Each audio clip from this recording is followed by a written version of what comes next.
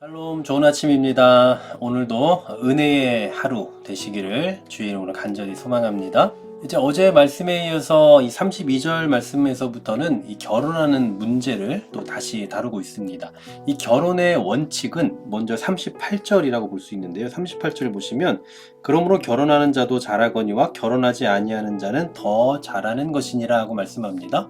그러니까 우리가 어제도 살펴봤던 것처럼 처녀딸을 시집 보내는 것도 잘하는 것이고 시집 보내지 않는 것도 잘하는 겁니다.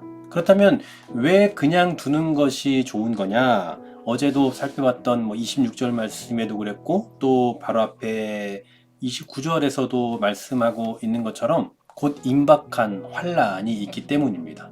또 그 임박한 환란 가운데서 32절에서 말씀하고 있는 것처럼 염려 없기를 원하노라. 그러니까 그 임박한 환란이 있는데 그때에 염려하지 않기 위해서는 이렇게 하는 것이 낫다라는 거죠. 여러분, 환란이 오면, 그러니까 우리 삶 가운데 어떤 고난의 순간이 오면 어떻습니까?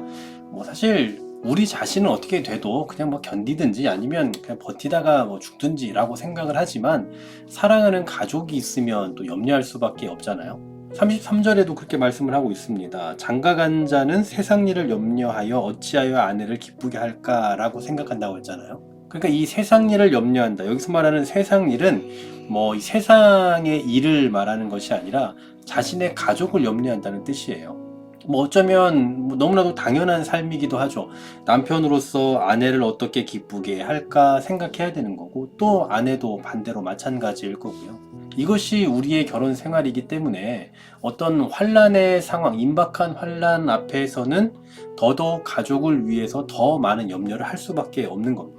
그러니 이런 환란의 상황 속에서 32절 후반절에서 말씀하는 것처럼 주의를 염려하여 어찌하여 주를 기쁘시게 할까, 이렇게 이러한 생각들도 하고 고민도 해야 되는데 그런 여력이 없이 어떻게 우리 가족이 건강할까, 어떻게 우리 가족이 살아날 수 있을까, 이런 염려 가운데 빠질 수 있기 때문에, 그러니 차라리 그냥 결혼하지 않는 것이 더 낫지 않겠냐, 이런 식의 논리라고 볼 수 있는 거죠. 계속해서 그런 논리로 이야기를 하고 있습니다.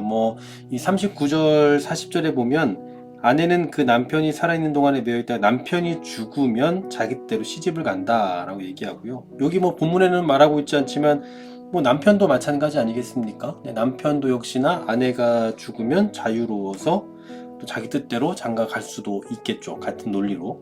그러나 40절에서 내 뜻에는 그냥 지내는 것이 더욱 복이 있다.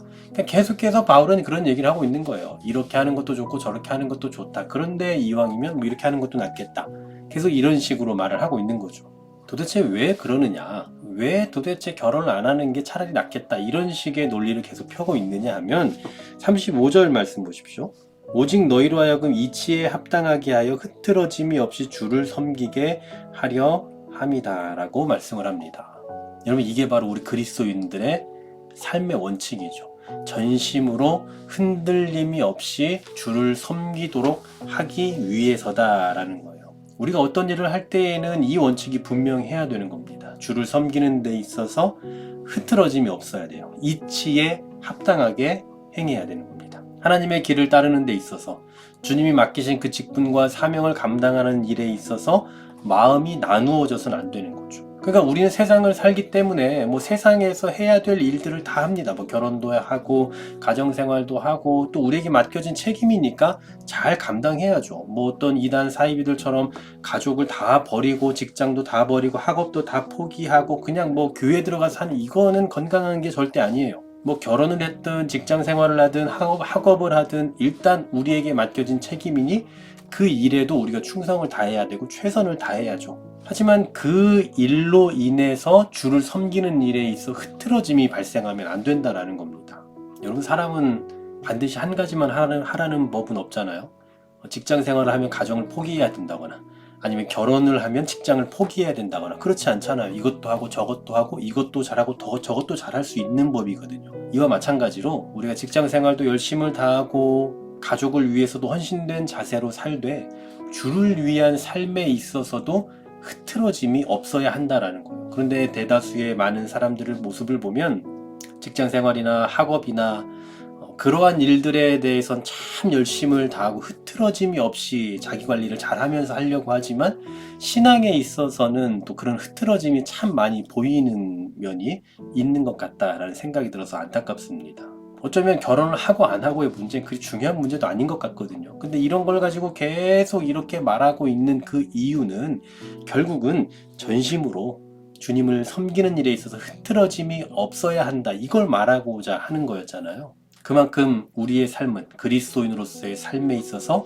하나님을 섬기는 일에 있어서 흐트러짐이 없어야 한다. 그것이 우리 그리스도인의 삶의 원칙이라는 사실입니다. 이 사실을 기억하시면서 우리가 충성해야 되는 그 다양한 영역들이 있지만 그것을 넘어 하나님을 위해 살아가는 그 삶의 태도에서도 결코 실패하지 않고 책임감 있게 사명감으로 잘 감당해 나아가는 우리 모두가 되기를 간절히 소망합니다. 하나님 감사합니다.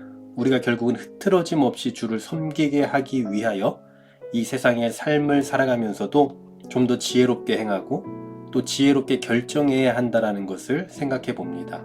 주님, 우리에게 맡겨진 그 다양한 영역들을 섬기고 헌신하며 충성하며 사명감 있게 살아가야 되지만 주를 섬기는 일에 있어서도 결코 흐트러짐이 없이 섬기며 나아가는 우리의 삶이 되게 하여 주시옵소서. 예수 그리스도의 이름으로 기도하옵나이다. 아멘.